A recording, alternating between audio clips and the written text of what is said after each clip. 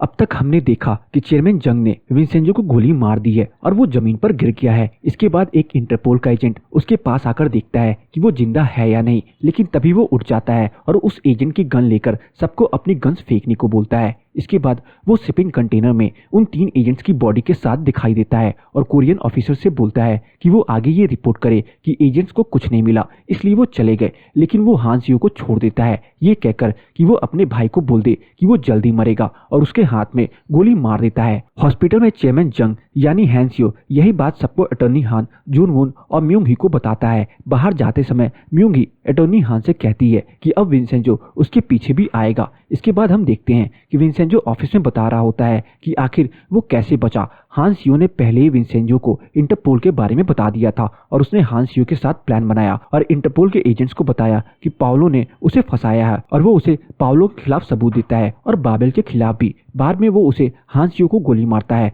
ताकि जून वून को उस पर शक न हो। इसके बाद विंसेंजो और चायंग बाबेल के खिलाफ अपने अगले केस पर काम करते हैं जो बाबेल टावर के खिलाफ है। वो मिरी की मदद से बाबेल के साथ जो भी लोग होते हैं उन्हें डरा देते हैं और ब्लैकमेल करते हैं। इसके बाद चायंग म्यूंग ही से मिलती है और उसे वो रिकॉर्डिंग दिखाती है जिसमें एक आदमी बता रहा है कि उसके पापा को मारने का ऑर्डर म्यूंग ही ने दिया था, लेकिन वो कहती है कि इससे कुछ साबित नहीं होता। लेकिन चायंग कहती है कि वो उसे ये बताने आई थी कि वो उसे नहीं छोड़ेगी। दूसरी तरफ विंसेंजो अटॉर्नी हान से मिलने जाता है और डराकर कहता है कि वो उसे वैसे ही करना होगा जैसा कि वो कहे, नहीं तो वो उसे मार देगा और वो वहां से चला जाता है। इसके बाद विंसेंजो अपना अगला प्लान शुरू कर देता है जिसमें वो कुछ आदमियों को जून वून को डराने के लिए भेजता है। वो लोग उसे उसके घर में बाहर हर जगह डराते हैं। इन सबके बीच में पॉलिटिशियन का आदमी चीफ किम योंग वून को पकड़ लेता है और उसे बहुत मारता है और कहता है कि वो उसे सोने और ग्लूटाइन फाइल तक लेकर जाए, लेकिन वो उसे बताता है कि अब वो वॉल्ट को नहीं खो सकता। चीफ किम उसे ऑर्डर देता है कि वो लड़की ढूंढे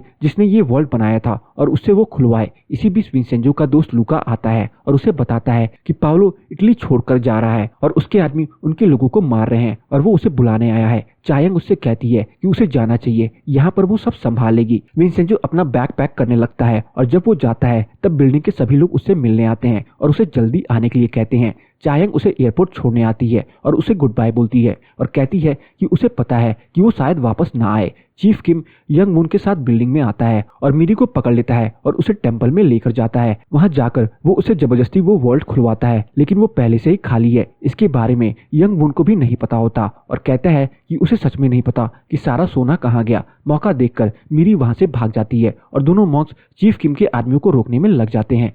जैसे ही मेरी बिल्डिंग में आती है वो चिल्लाते हुए चायंग के पास जाती है और वो मिस्टर नाम को बिल्डिंग के सभी लोगों को बुलाने के लिए भेज देती है। चीफ किम के आदमी चायंग को मारने ही वाले होते हैं कि तभी वहां विंसेंजो आ जाता है और सबको मारकर भगा देता है। वहीं दूसरी तरफ अभी भी जून वून पर हमला हो रहा होता है और अटॉर्नी हान कहता है कि अब बस उसके लिए जेल ही सबसे सेफ जगह है। म्यूंग ही भी कहती है कि वो विंसेंजो से ऐसे नहीं जीत सकते और कहती है कि वो उसका जेल में पूरा ध्यान रखेगी।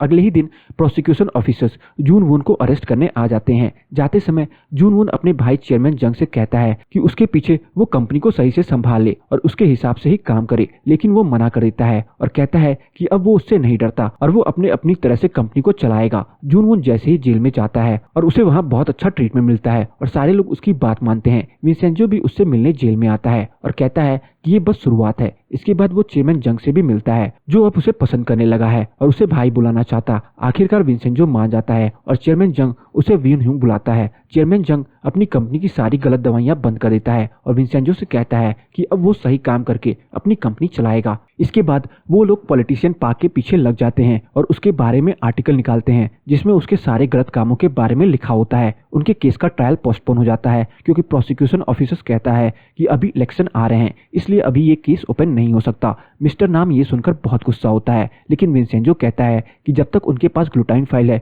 उन्हें टेंशन लेने की जरूरत नहीं है। वो उस फाइल का इस्तेमाल करके केस प्रीपोन करवा लेते हैं और इस बार विंसेंजो उस फाइल का इस्तेमाल करते हुए उनके केस को भी डरा देता है। जब केस की हियरिंग शुरू होती है तब विंसेंजो और चायंग के साथ बिल्डिंग के सारे लोग आए हुए होते हैं और चेयरमैन जंग भी उनके साथ बैठा होता है। विंसेंजो और चेयरमैन जंग को भी एक साथ देख म्यूंग ही हैरान हो जाती है और गुस्से में उसे देखती है। इसके बाद जज आता है, लेकिन बिल्डिंग के लोग और विंसेंजो और चेयरमैन जंग खड़े नहीं होते। जब ट्रायल शुरू होता है तब विंसेंजो कोर्ट में एक वीडियो दिखाता है जिसमें जून वून ऑफिसर्स को रिश्वत देते हुए दिखाई दे रहा है, लेकिन उस वीडियो में से उसने अटॉर्नी हान, म्यूंग ही और चेयरमैन जंग का चेहरा ब्लर कर दिया था ताकि वो इस केस में ना फंसे। म्यूंग ही समझ जाती है कि उनके लिए विंसेंजो का प्लान कुछ और है और इसलिए उसने अभी उन्हें छोड़ा है। इसके बाद विंसेंजो प्रोसिक्यूटर जंग के पास जाता है जिसने पहले उन्हें धोखा दिया था और उनका गला दबाने लगता है। वो कहता है अगले 2 दिन में उसे उसके हिसाब से काम करना होगा, नहीं तो वो उसे मार देगा। इसके बाद अटॉर्नी हान और म्यूंग ही साथ में बैठकर ड्रिंक करते हैं, जहां वो उससे कहती है कि अब वो अकेला है और अपना ध्यान खुद रखे।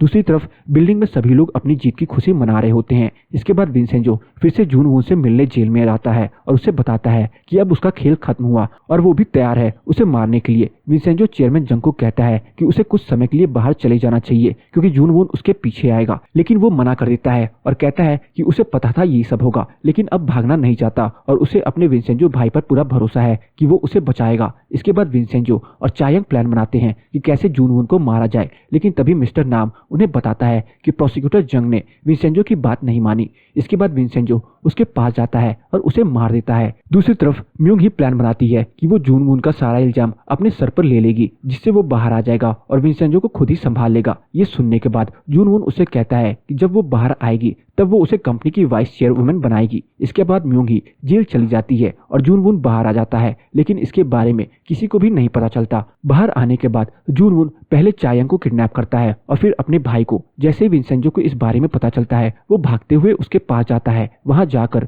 जून वून उसे बताता है कि अब वो उन तीनों को मार देगा और अपनी भाई से कहता है कि अगर वो हॉकी स्टिक से विंसेंजो को मार देगा तो उसे छोड़ देगा और उसे बाबेल कंपनी भी देगा। विंसेंजो कहता है कि जैसा वो कह रहा है वैसा वो करे और समझाता है कि उसके पास कोई और ऑप्शन नहीं है। चेयरमैन जंग हॉकी स्टिक अपने हाथ में लेता है, लेकिन वो जून वून को मारता है। ये देखकर विंसेंजो जल्दी से चायंग के हाथों को खोल देता है और उसे भागाने की कोशिश करता है। तभी जून वून चेयरमैन जंग को गोली मार देता है और अगली गोली विंसेंजो पर चलाता है, लेकिन चायंग उसके आगे आ जाती है और गोली उसे लग जाती है। इसके बाद वो विंसेंजो को मारने की कोशिश करता है, लेकिन उसकी गोलियां खत्म हो जाती हैं और वो भाग जाता है। इसके बाद विंसेंजो चेयरमैन जंग के पास जाता है और उससे कहता है कि उसे ऐसा नहीं करना चाहिए, लेकिन वो कहता है कि उसने ये अपने भाई के लिए किया और एक ट्रैकर देते हुए कहता है कि उसे पता है कि अब क्या करना है और अपनी आखिरी सांस लेता है। इसके बाद विंसेंजो चायंग को हॉस्पिटल लेकर जाता है और वो उससे कहती है कि उसकी वजह से उसे कुछ नहीं हुआ और उसे अब जून वून को पकड़ना चाहिए। इसके बाद फ्लैशबैक में दिखाते हैं कि चेयरमैन जंग ने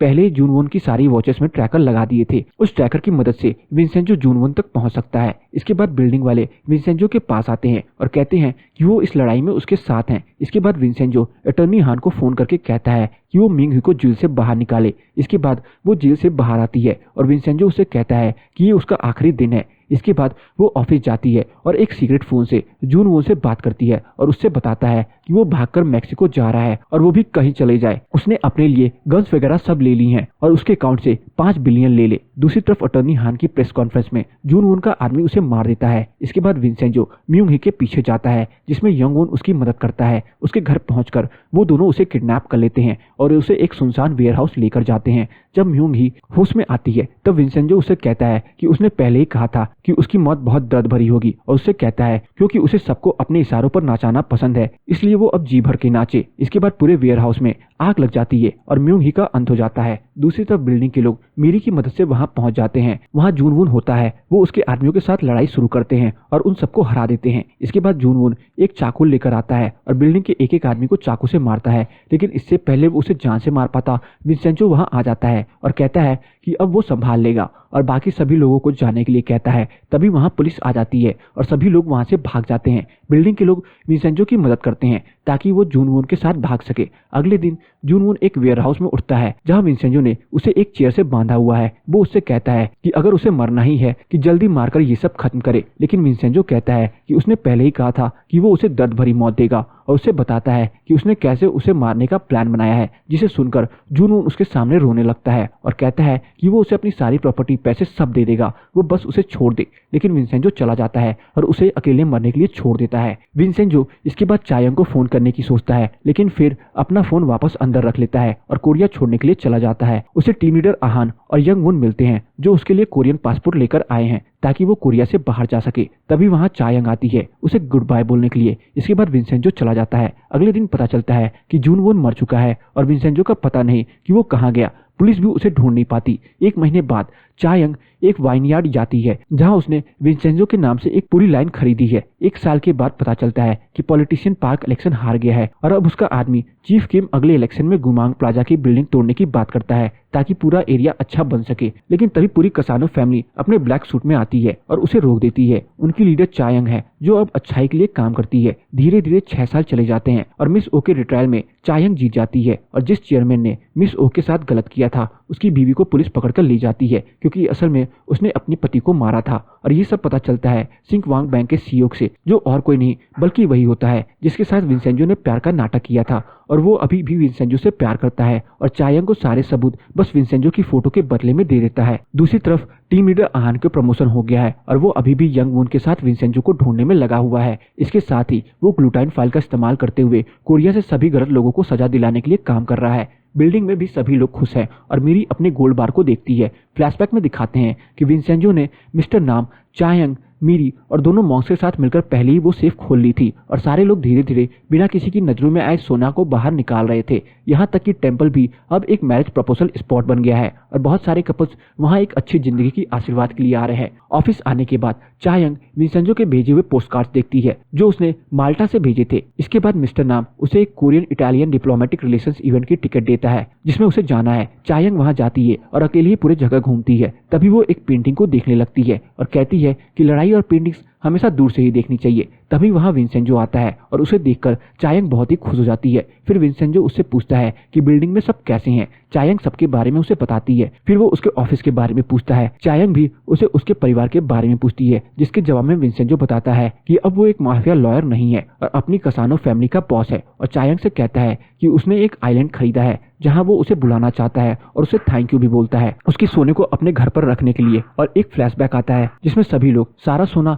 चायंग के घर पर रखते हैं। विंसेंजो उसे फिर कहता है कि उसने अपना मेंशन में उसके लिए अलग से कमरा रखा हुआ है जो उसके लिए उसने तैयार करवाया है, इसलिए चायंग वहां आना होगा। इसके बाद चायंग उससे कहती है कि उसने उसे बहुत याद किया। विंसेंजो कहता है कि उसने भी उसे याद किया, ऐसा कोई दिन नहीं गया जब उसने उसे याद न किया हो। लेकिन चायंग उसे झूठ कहकर आगे जाने लगती है, लेकिन विंसेंजो तभी उसे पकड़ लेता है और किस करने लगता है और कहता है कि माफिया आसानी से ब्रेकअप नहीं करते। और चायंग उसे फिर से किस करने लगती है। इसके बाद विंसेंजो कोरियन इटालियन डेलीगेशन के साथ वापस जाने लगता है और चायंग उसे दूर से जाते हुए देखती है। इसके बाद विंसेंजो अपने माफिया वाले रूप में दिखता है और बताता है कि वो अभी भी विलन है, जिसे पता है कि इस दुनिया से बुराई कभी नहीं जाएगी, और कहता है कि वो एक विलन है और एक विलन रहेगा। और इसी के साथ हमारी कहानी यहीं खत्म हो जाती है। तो बस आज की इस वीडियो में इतना ही। आपको मेरी विंसेंजो ड्रामा की एक्सप्लेनेशन कैसी लगी कमेंट सेक्शन में बताना ना भूलें। और अगर आपको विंसेंजो ड्रामा की एक्सप्लेनेशन पसंद आई हो तो वीडियो को लाइक करके जाना ना भूलें। चैनल पर नए हैं तो चैनल को जरूर सब्सक्राइब कर लें ताकि मुझे ऐसी ही मोटिवेशन मिलती रहे